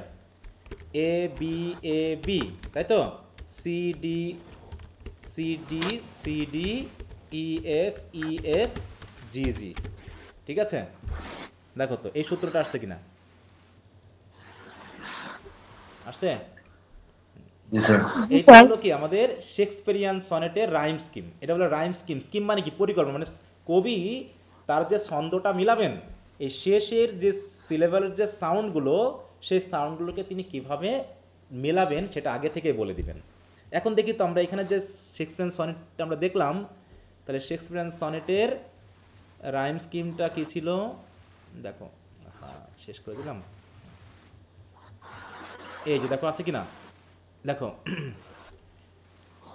এই যে A B C D E F G G, মিলছে না? দেখো মিলছে, বলো। জি স্যার, হ্যাঁ, তাহলে এখন যদি আমরা বলি যে হোয়াট ইজ রাইম স্কিম, তাহলে এটা পরীক্ষায় আসতে পারে ব্রিফ কোশ্চেন বা ইয়াতে, যে হোয়াট ইজ রাইম স্কিম। তোমাদের ইয়াতেও কিন্তু অলরেডি আছে, এবিসিতে দেখো তো আছে না? এবিসিতে একটু খোঁজ লাগাও যে রাইম স্কিম কত পেজে আছে।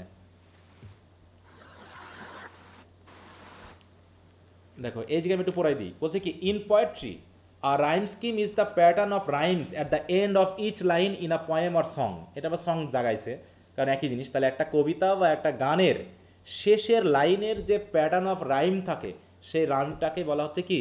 Rhyme scheme. For example A B rhyme scheme means the first line and third line rhyme and second line and fourth line rhyme. তাহলে এখন খেয়াল করতো এই স্ট্রেঞ্জারগুলো যদি আমরা হিসাব করি, তাহলে হচ্ছে কি ফার্স্ট লাইন আর থার্ড লাইন এক, তাই তো? আর সেকেন্ড লাইন আর ফোর্থ লাইন কি আর এক।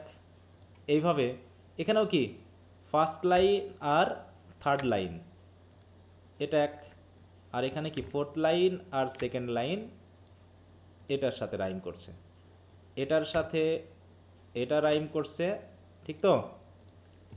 আর এটার সাথে এটা রাইম করছে, দেখো। আর এখানে এই দুটাই কি একসাথে রাইম করছে। দেখো তো এবার একটু আসি, দেখো কাপলেটের সংজ্ঞায় কিন্তু একটা জিনিস বাদ ছিল। দেখো কাপলেটে টু লাইন ঠিক আছে, কিন্তু যদি টু লাইন কিন্তু রাইমিং না থাকে, তাহলে কি তাকে আমরা কাপলেট বলবো? দেখো, না স্যার, হ্যাঁ রাইমিং না, টুগেদার স্যার। বলছে যে কাপলেট হতে হলে শুধু দুই লাইন থাকলেই হবে না, এর সাথে সাথে তাদের কিন্তু আবার রাইমিং থাকতে হবে, মানে শেষের সিলেবেলের যে সাউন্ড, সেই সাউন্ড কিন্তু এক হতে হবে, তা না হলে হবে না, কাপলেট হবে না, ঠিক আছে? এবার আমরা এটাতে আসি, এবার আসি আমরা পেট্রাকান সনেটে রাইম স্কিম একটু বার করি। তোমরা এটাকে বার করতে পারবে রাইম স্কিম সবাই?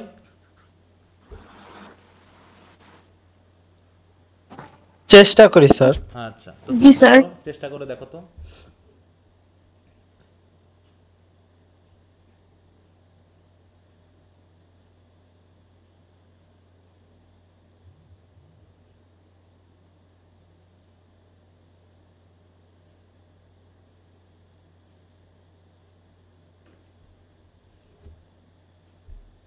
পুরো লাইন তো আর দরকার নেই, জাস্ট তোমরা এবিসিডি খাতায় লিখবা যে স্যার এই হচ্ছে আমাদের প্রথম অক্টেভে। আমি একটু ভাগ করে দিই যে অক্টেভের এটা, সেস্টেটের এটা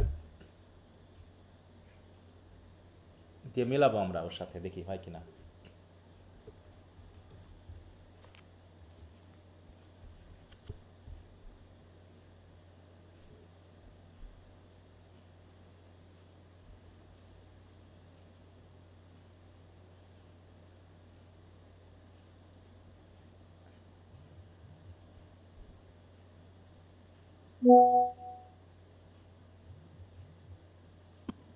হয়েছে স্যার। আচ্ছা, সবাই একটু করুক। হ্যাঁ,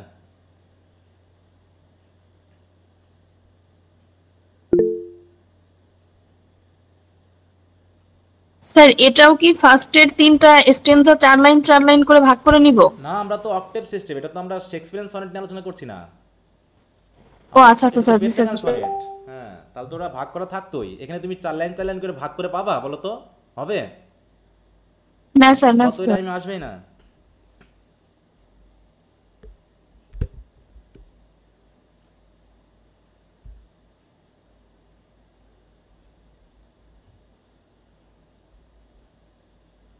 স্যার শেষ। আচ্ছা ঠিক আছে, ভেরি গুড। তাহলে একজন তোমরা হাত তোলো দেখি, একজনকে জিজ্ঞাসা করি, বাকিগুলো মিলাবা। কে বলতে চাও? আরাফাত আগে হাত তুলেছ? জি স্যার।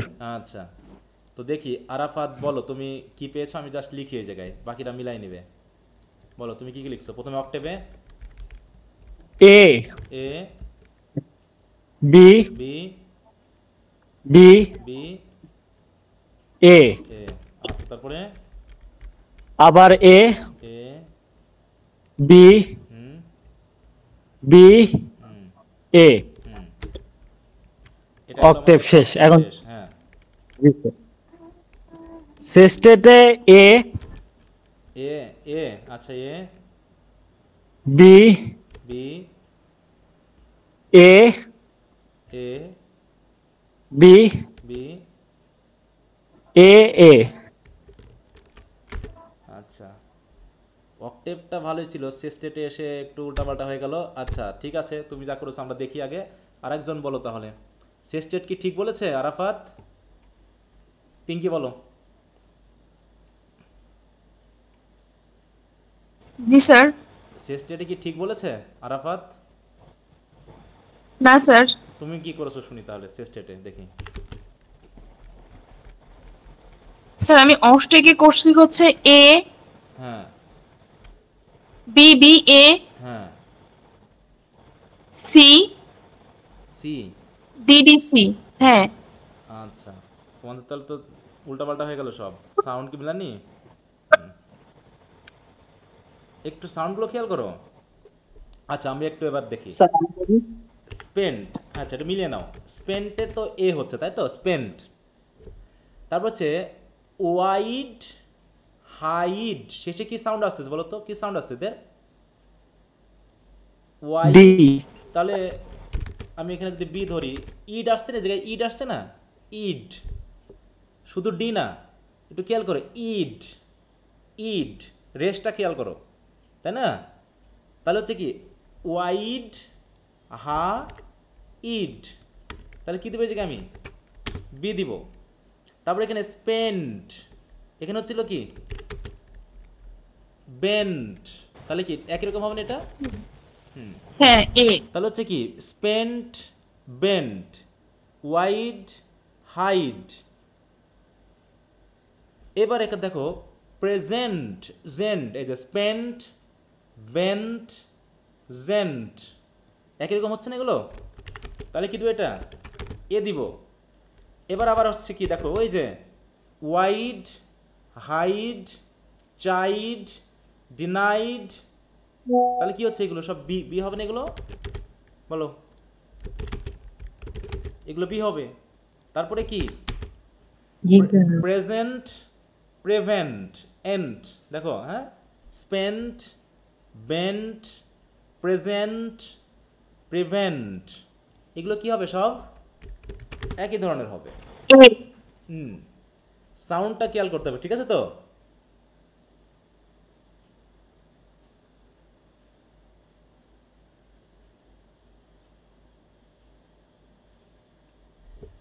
এইটুকু কি বুঝতে পারছো সবাই? খেয়াল করো। জি স্যার।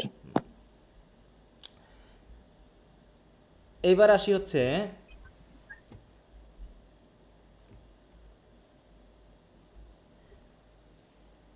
এইখানে, এবার খেয়াল করো পরবর্তীতে নিড আসছে, এইগুলো সাউন্ড, যে ওয়াইড হাইড চাইড ডিনাইড, আর এটা তো শুধু নিড, এদের সাথে কি মিল আছে?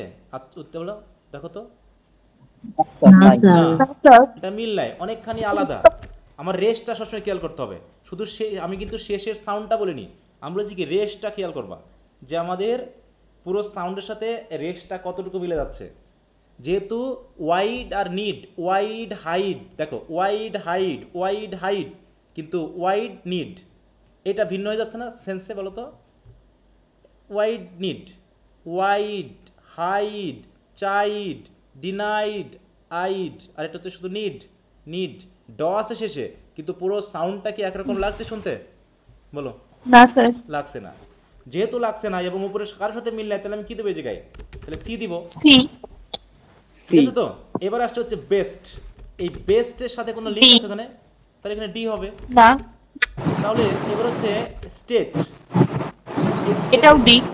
এটা কি দেখো স্টেট, বেস্ট আর স্টেট এক জিনিস হলো? বেস্ট আর স্টেট একরকম না, কিন্তু খেয়াল করো। লাস্টে তো টি আসতেছে। আমি তো কখনো বলিনি যে শেষের লেটার যা থাকবে তাই হবে, আমি বলেছি একবার এখনো? বলো।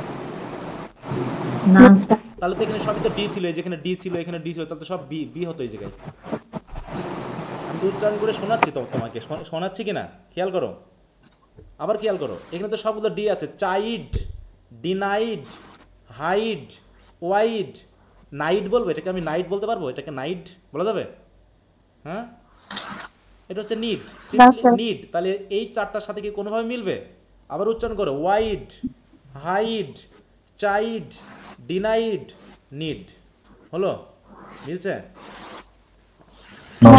হ্যাঁ, রেশ মিলছে না। আমি তো রেশ সবসময় সাউন্ডকে খেয়াল করবা না, মানে শুধু লেটার খেয়াল করো না, বা সাউন্ড রেশটা খেয়াল করো যে কার সাথে যাচ্ছে, মিলছে।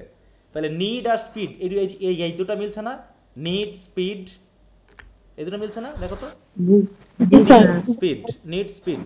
তার মানে এইটাতে আমি আবার সি দিতে পারি, কারণ এই দুটো মিলছে। এবার হচ্ছে বেস্ট রেস্ট, এটা মিলছে না? বেস্ট রেস্ট, বেস্ট রেস্ট, তাহলে এটা মিলছে আমার। কিন্তু স্টেটের সাথে wait, state, wait, state, wait মিলছে কিনা দেখো? ওয়েট, স্টেট এর সাথে মিলছে, তাহলে এখানে কি দেবো? আমি এখানে কি দিব? তাহলে কি আসলো দেখো? আসছে? আমাকে খেয়াল করতে হবে যে আমার উচ্চারণটা ঠিক মতো করছি কিনা। সি ডি ই, আবার হলো কি সি ডি ই, যেটা হচ্ছে পেট্রাকান সনেটের রাইম স্কিম। আমরা একটু দেখি পেট্রাকান সনেটের রাইম স্কিমটা কি ছিল। সরি, এই যে দেখো তো, প্রথমে অক্টেভের কি ছিল? এ বি বি এ বি বি এ, এটা হচ্ছে অক্টেভের, মিলছে এটা? জি স্যার। এ বি বি এ। এবার হচ্ছে সেস্টেটের কি ছিল? সিডি সিডি সিডি অথবা সিডিই সিডিই, এটা দিয়ে মিলছে না? দেখো এটা দিয়ে এটা মিলছে। ওই জন্য বললাম যে একটু সাউন্ড খেয়াল করতে হবে। শুধু আমি তো কখনোই বলিনি যে একই লেটার হতে হবে, বলেছি একবারও একই লেটার? বলো। অতএব আমাকে খেয়াল করতে হবে যে আমার রেশটা কিভাবে যাচ্ছে, আমার সাউন্ডের যে রেশ, দুটার সাথে দুটার যে একটা সিম্ফনিক্যাল মিনিং, যেটা মানে সিম্ফনি মানে মিলে যাওয়া, হ্যাঁ, সেইটা আমাকে খেয়াল করতে হবে। কি বোঝাতে পারছি আমি? বলো। জি স্যার। তাহলে এখানে আমরা রাইম স্কিম শিখলাম, অক্টেভ, সেস্টেট, কাপলেট, কোয়াট্রেন দেখলাম, তারপর শেক্সপিয়ারিয়ান সনেটের 4টা স্টেঞ্জা, তারপর হচ্ছে বলো, তারপরে পেট্রাকান কয়টা স্টেঞ্জা কিন্তু ভাগ বলা নেই। পেট্রাকানে কিন্তু কয়টা স্টেঞ্জা থাকবে তা কিন্তু বলা নেই, বলা আছে কি যে 2টা ভাগ থাকবে শুধু। ঠিক আছে তো? 2টা ভাগের ভিতরে 8 লাইন নিয়ে একটা ভাগ, আর হবে কি শেষ একটা ভাগ। এখন এইগুলোর স্টেঞ্জা একটাই হয়ে যেতে পারে, যে একটা স্টেঞ্জার ভিতরে পড়ে যাচ্ছে, স্টেঞ্জা ব্রেক নাও থাকতে পারে, আবার স্টেঞ্জা ব্রেক থাকতেও পারে। ঠিক আছে তো? এই জন্য একটু খেয়াল করবো, অনেক সময় দেখা যাচ্ছে স্টেঞ্জা ব্রেক না থাকলে এটা কিন্তু একটার ভিতরেই পড়ে যাচ্ছে। এইটা তাহলে আমরা কিন্তু আজকে অনেকগুলো তথ্য দেখলাম, সেটা হচ্ছে পুরো সনেটের সংজ্ঞার ভিতরে যা যা পড়ে। তাই তো এখানে আমরা মিটার বলতে কি বোঝায়, পেন্টামিটার বলতে কি বোঝায়, আয়াম্বিক বলতে কি বোঝায়, ফুট বলতে কি বোঝায়, আনস্ট্রেস কি, স্ট্রেস কি, তাই তো, সিলেবল কি, তারপরে এগুলো আমরা একটু দেখলাম। এখন এই যতটুকু দেখলাম, যতটুকু পড়লাম, মোটামুটি দেখো তো একটার সাথে একটা লিঙ্ক আছে না? হ্যাঁ বলো। একটার সাথে একটা কিন্তু লিঙ্ক আছে। এই লিঙ্কগুলো যদি আমি একবারে না বুঝিয়ে একটু পড়তে যাই তাহলে আমি বুঝবো না। আর এই ওয়ার্ডগুলোর মিনিং পড়তে গেলেও তুমি বুঝবা না যে অক্টেভ সেস্টেট, হয়তো তোমার এগুলো পরিচিত হতে পারে যে অষ্টক শতক পড়েছো, এটা আলাদা জিনিস, কিন্তু যদি তুমি এইভাবে প্র্যাকটিক্যালি বিষয়টাকে না বোঝো তাহলে সমস্যা হয়ে যাবে।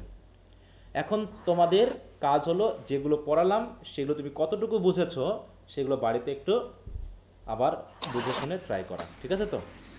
এখন মুখস্থ করতে যাবে না, একদম মুখস্থ করা যাবে না। আমি যখন কোশ্চেন আনসার দিব তখন মুখস্থ করবা, তার আগ পর্যন্ত এখন জাস্ট বুঝবা, মনে থাকবে? যদি পারা যায় অন্যান্য ভিডিও দেখো বা গুগলে সার্চ দাও, বিভিন্ন জায়গা থেকে নিয়ে জাস্ট পড়ো, বিষয়টাকে যতটুকু ক্লিয়ার হতে পারবা ততটুকু ক্লিয়ার হওয়ার চেষ্টা করো। আচ্ছা, আর হচ্ছে তোমাদের যে এই যে শীটটা আমি দিয়ে দিব, এই শীটে তোমরা 3টা জিনিস পড়বে, একটা হচ্ছে ফুট, একটা হচ্ছে সনেট, আর হলো মিটার। এই 3টা জিনিস এই জায়গা থেকে তোমরা সবাই পড়বা, মনে থাকবে তো? আগামী দিন আমরা এই যে আরও কিছু পড়বো, যেমন হিরোইক কাপলেট বলতে কি বোঝায়, যেমন কাপলেট পড়েছি কিন্তু হিরোইক কাপলেট পড়েছি আমরা, বলো? না স্যার। হিরোইক কাপলেট এগুলো তোমরা বুঝে যাবো যেটা আসলে কি জিনিস। হ্যাঁ, অনেকগুলো আয়াম বাস, হ্যাঁ আয়াম আমরা পড়েছি, যেটা আয়াম বা আয়াম বাস বলতে কি বোঝায়। ওকে, তো ঠিক আছে, এগুলো নিয়ে আমাদের আর কথা না। বলো, যদি এর ভিতরে কারো কোনো প্রবলেম থাকে একটু বলবো। আমি স্ট্রেঞ্জারটাও দিয়ে দিব তোমাদের এই ইয়ার ভিতরে, গুগল ক্লাসরুমে। এখানে গেলেই তোমরা সব পেয়ে যাবা। এখানেই বিশেষ করে এই জায়গায় তোমরা পাবা হচ্ছে সনেটের এই জায়গায়, তাই তো? দেখো এই যে ইন্ট্রোডাকশন টু পোয়েট্রি, এখানে আরেকটা আমি একটা ফোল্ডার করব, সেটার নাম হবে হচ্ছে লিটারি টার্মস। লিটারি টার্মসের ভিতরে আমি ওগুলো দিয়ে দিব। কারণ কি, দেখো তো এই জায়গায় একটু খেয়াল করো, তোমাদের লিটারি টার্মসের ভিতরে সিলেবাসের যে অংশগুলো আছে, সিলেবাসটা কি সবাই হাতে পেয়েছো, একটু নিয়েছো?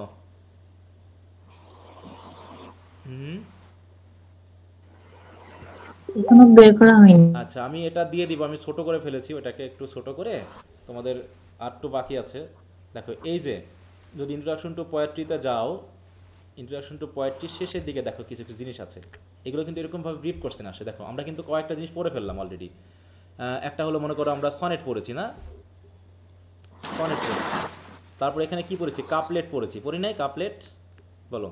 তারপরে কি পড়লাম, রাইম পড়লাম, টারসেট পড়লাম, দেখো এই যে ফুট বা মেজার পড়লাম, তারপর হচ্ছে সিলেবাল, হ্যাঁ সিলেবাল আছে, সিলেবালটা এখনো পড়ি নাই। তারপরে এই যে আয়াম্বিক মিটার পড়লাম আমরা, তাই না? আয়াম্বিক মিটার, ট্রকেইক মিটার, দেখো যে কয়টা, তারপর অ্যানাপেস্টিক মিটার, এগুলো কিন্তু আমরা দেখলাম, ওখানে কিন্তু আছে। এইগুলো পারলে তুমি স্ক্যানশনটা পারবা। এবার অ্যাকসেন্ট মানে হচ্ছে যে স্ট্রেস আনস্ট্রেস, এটাকে অ্যাকসেন্ট বোঝায়। হ্যাঁ, এই যে দেখো এগুলো কিন্তু আমরা আজকে আলোচনা করেছি। তারপরে ব্ল্যাঙ্ক ভার্স কি জিনিস, যার রাইম স্কিম না থাকবে সেটাকে ব্ল্যাঙ্ক ভার্স বলবো, সেটাও আমরা জেনে যাব। অতএব এগুলো কোনো ব্যাপার না। তো ঠিক আছে, আজকে তাহলে এই পর্যন্তই, যতটুকু পড়লাম এইটুকু তোমরা একটু হজম করো, তাহলে হবে। আর এই শীটটা আবারও পড়বা, বিশেষ করে এই কবিতার যে প্যারাফ্রেজ অংশটুকু। বাকি তো আরও জিনিস আছে, অ্যাটিটিউড কি, টোন কি, এগুলো নিয়ে আলোচনা করবো, কিন্তু তার আগে তোমাদের কাজ হবে এই যেখানে যেটা আছে stanza wise analysis and summary. Stanza wise, তাহলে একটা স্টেঞ্জার অ্যানালাইসিস কি আছে, সামারি কি আছে, পরবর্তী স্টেঞ্জায় অ্যানালাইসিস কি আছে, সামারি কি আছে, এগুলো জাস্ট তোমরা আগামী ক্লাসে পড়ে ফেলবা, মনে থাকবে তো? আগামী ক্লাসের আগে স্যার এই অ্যানালাইসিস কি আমাদের পরীক্ষায় লেখা লাগবে? পরীক্ষার কথা বাদ দাও, ঠিক আছে তো? পরীক্ষার কথা বাদ দাও, ঠিক আছে? কি লাগবে না লাগবে তুমি তখন সব বুঝে যাবা, তোমার কি লাগবে না লাগবে। পরীক্ষার কথা ভেবে পড়তে এসো না, আমি আবারও বলছি, ঠিক আছে তো? তোমাকে পড়তে বলেছি। স্যার সিলেবাসের সাথে কোশ্চেন প্যাটার্নটা একটু দিয়ে দেন তো, কোন সাবজেক্টে কি কি কোশ্চেন আসে বা ওগুলো একটু দিয়ে দেন। তোমরা তো আগেই পরীক্ষা নিয়ে ভাবতেছো, তাহলে তো পড়ানো বাদ দিয়ে পরীক্ষার প্রশ্ন দিয়ে দিই, হবে না? নাকি? তুমি তো এখনো টেক্সটই একটা পড়লা না, তুমি এখন কোশ্চেন কি বুঝবা বলো? কোশ্চেন বুঝবা?